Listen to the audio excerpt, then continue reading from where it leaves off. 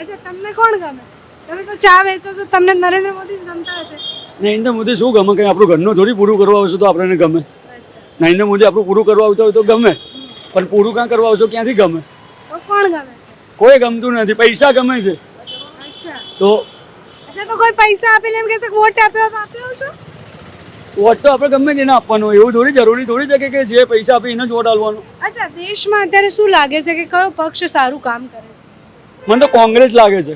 કોંગ્રેસ સિવાય કોઈ સારું કામ નહીં કરતા, નરેન્દ્ર મોદી બી નહીં કરતા.